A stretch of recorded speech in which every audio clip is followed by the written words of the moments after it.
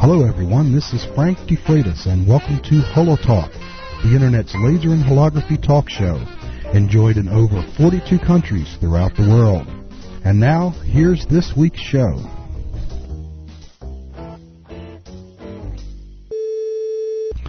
Hello everyone, this is Frank DeFreitas and welcome to a brand new season of HoloTalk for the 2000-2001 season. This is the fourth season of the show, and I would like to welcome all of the regular listeners back and also welcome the new listeners who had gotten on the email list over the summer anticipating a new season of shows. So welcome to HoloTalk. Our guest this week is Sean Lally, and Sean is the science department head at Sewickley Academy in Pittsburgh, Pennsylvania. And I interviewed Sean when I was in Pittsburgh during one of my trips and got some of his thoughts on holography and education and working with kids. And he'll come on and tell us a little bit about his program and a little bit about holography in the Pittsburgh area in general, and also how they're going to start using the new shoebox holography system there at Sewickley Academy. Before I do, I'd like to let the listeners know, especially the new listeners, that there is an archive of HoloTalk shows that you can access where all 3 years of programming is located for your listening enjoyment. If you scroll down the HoloTalk page, you will find a link that will take you to the archive, and then you can just scroll down the archive page and pick out any show that happens to suit your interest, click on it, and you'll be able to listen to that show just the way that you're listening to this one now. And once again, there are 3 years of HoloTalk programming there. It's good to be back. It wasn't a great summer, weather-wise anyway, here in the northeast part of the country. It was very rainy, damp, chilly.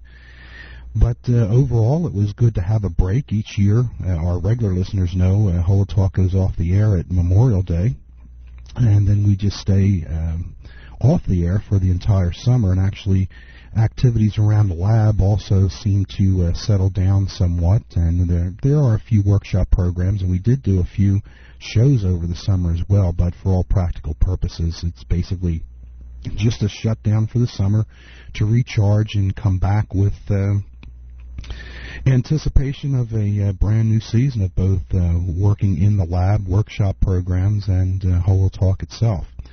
We have a lot of guests coming up this year, and invite you to come back on, log on, and listen to some of the exciting shows that we have coming up, speaking to people who are working with lasers and holography. We're also going to have a section for projects like I did with the laser diode holography back last year and a little bit of the year before, where you can log on and follow the project itself. And we should have some pretty cool projects, not just for your amateur and hobbyist holographers out there, but also for educators as well. I'd like to take HoloTalk on the road a little bit more this year. Most of the programs that are on the archive page have been with interviews that have been conducted over the phone. And last year was one of the first years that I took HoloTalk out on the road and did some interviews with the equipment, and I'd like to continue to do that at different labs, studios, and events that are held throughout the season, so we can look forward to that. Before we get to Sean Lally, I have a few announcements, general announcements to make. I'd like to announce that the Open House program is going to start up once again. For those of you who are not aware of the Open House, the first Wednesday of each month from Labor Day through Memorial Day, I open up the studio and allow people to come in and see some of the holograms, how holograms are made. And there's usually a specific topic for each one of the months. Sometimes it's laser diode holograms, sometimes it's hologram portraits, sometimes it's multicolor holography, etc., etc. The first open house that I'm going to have is going to be October 4th. That's Wednesday, October 4th at 7:30 here at the lab in Allentown.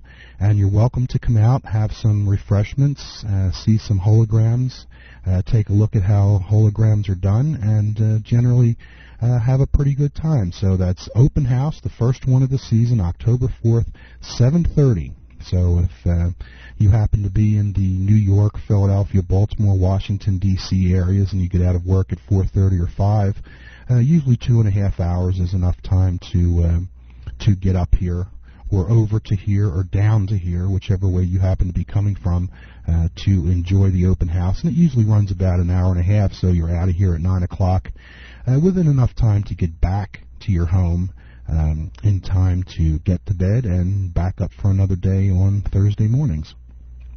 New season of workshop programs are starting up. If you go to the workshop page, you'll see the listing of workshops. There's the Introduction to Holography workshop where you can come in, learn how to make a hologram, make one of your own holograms from start to finish to take home with you. It's a one-of-a-kind hologram, and you also learn a little bit about making them in the process because you're doing it hands-on.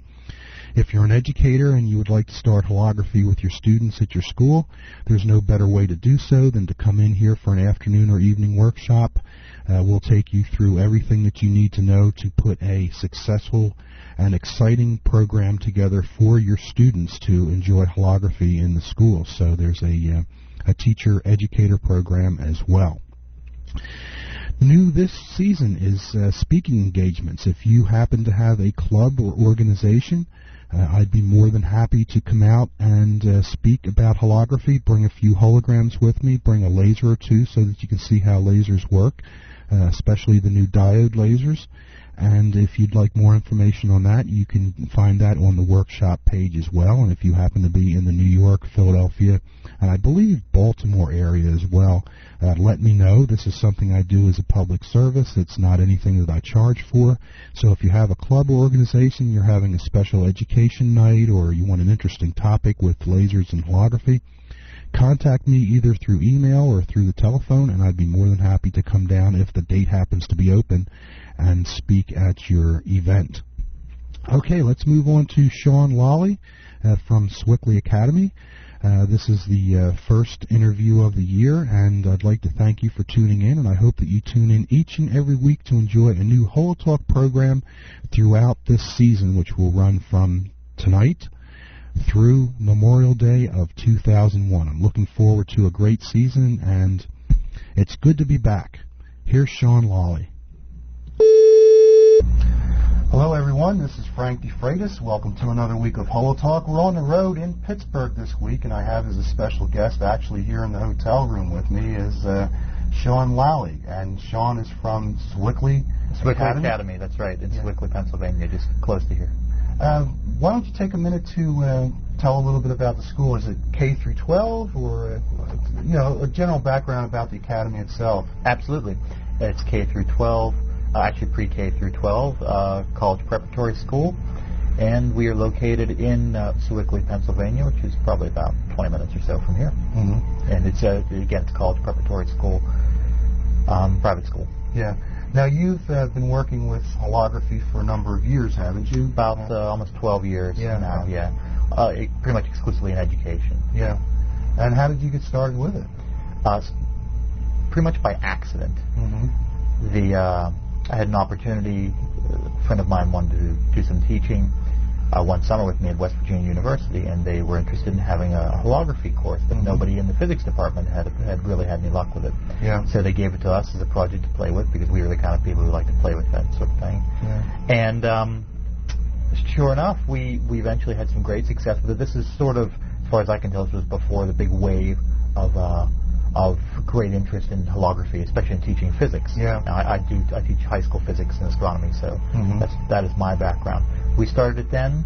We had some great success with it, and once plates and whatnot became much easier to get a hold of, I did it every single year after that with my high school kids. But I've also done it with kids as young as, oh boy, we've done holograms with kids like 5, 6, 7 years old in summer workshops. Yeah.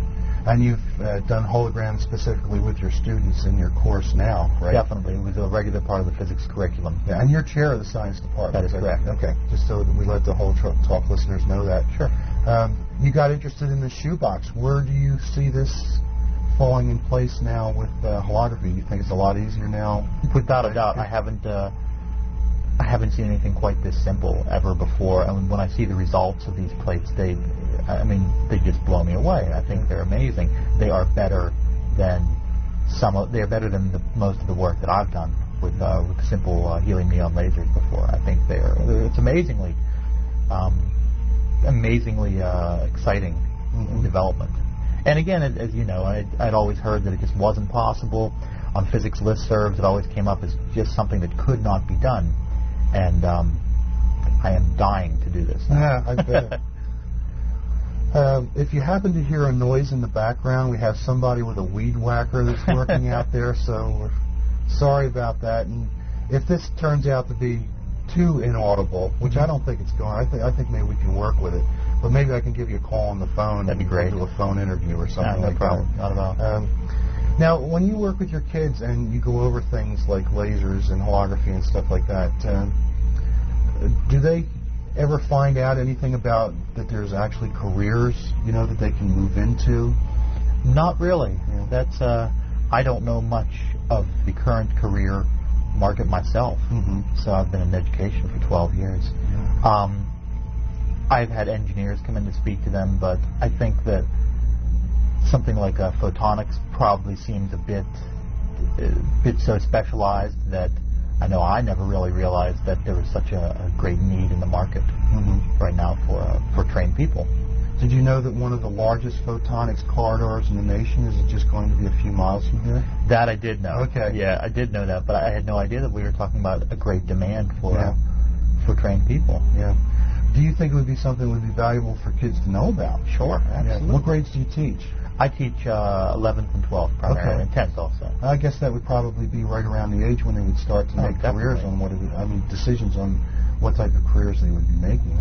Without a doubt. In the summers, I teach younger kids, like 4th grade, 5th grade, and that's when I've done some holography workshops with them as well.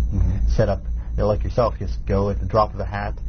Anywhere I can get a dark room, just set it up and do a bunch of exposures with kids. What percentage of kids go on to a 4-year degree program that come out of Sewickley? I imagine it's a fairly high percentage. I'd say it's almost 100, if not 100. Yeah, definitely. That's why they're there, to get into ideally the school of their choice. Yeah, it's a really rigorous program, but it's also it's very academic, but it is also highly concentrated in the arts and humanities as well. So there's an incredible music program and a really wonderful art program as well. It's great. I like working there because all of the people that I work with practice, for the most part, what they do. So the people in my science department most of them have some kind of science research background. The art program, they're artists. The music program are professional musicians. It's great. The English program, they're all writers. It's a cool place to work. Yeah, that is. And they support my my activities and things like with holography or astronomy. When I look to hire somebody, I always look for somebody who has great outside interests, so that we can really tap that. What about holography generally in the Pittsburgh area? Has there been a lot of activity over the years? A few people, a lot of people? I would say there has been a lot of activity from a few people. The two names that always come to my mind when I think of holography are Dan and Kathy Malone. Dan teaches at Fox Chapel High School. She's a public school in Fox Chapel. And Kathy teaches at Shadyside Academy, which is another college prep school. They're both great schools, and I've learned an awful lot about holography from them. I think they probably started doing it in the early 90s, and they started offering workshops around here for holography, and they trained a lot of people how to do simple holograms, although it's not nearly as simple as the shoebox technique, without a doubt. But they have done a lot of great things for holography education in this area, and not just in this area. I know they've done national workshops, regional workshops as well. They're incredibly dedicated and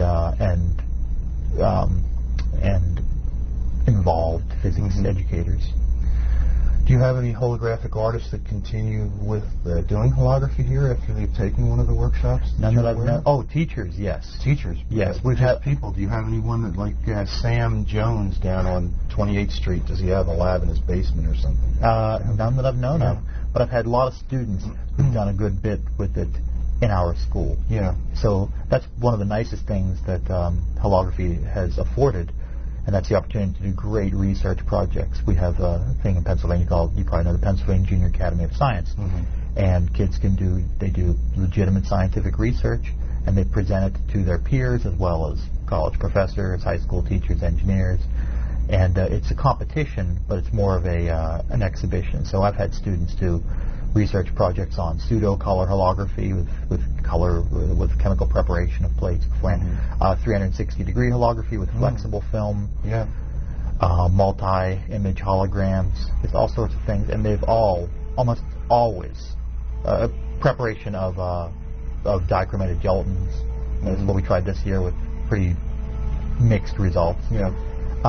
But all the projects always do very well because they are interesting and they're original projects, and they're not just something as sort of mundane as which battery lasts the longest. Yeah. They're great projects, and we're not talking about something that's really cost prohibitive for schools. That's why I liked it. Before I taught at Sewickley Academy, I taught at a rural public school, and the budget there was terrible. It just wasn't good at all. But we could still do great work in holography. I got a grant from the local Spectroscopy Society of Pittsburgh to buy a laser, and the next thing I know, and some plates, and that lasted a long time, and we got an awful lot out of that. So I've never found, especially now, holography is not a cost-prohibitive endeavor, and there's so much physics. That the kids learn from this process, and they love it. It's interesting. And it's a quiet lab. Yeah, it's a nice quiet way to work. It's a quiet lab. You get the kids to be quiet for a while. I know, right? exactly. Yeah. Well, I want to thank you very much for coming on the show. Absolutely. And I hope that we have an opportunity to move forward and work together maybe on a few projects. I know you found the portraits fascinating. Incredibly exciting. I would welcome the opportunity to work with you in the future, and also any other educators in the area. Okay, sure. Well, thank you very much for being on the show. Thanks a lot, Frank.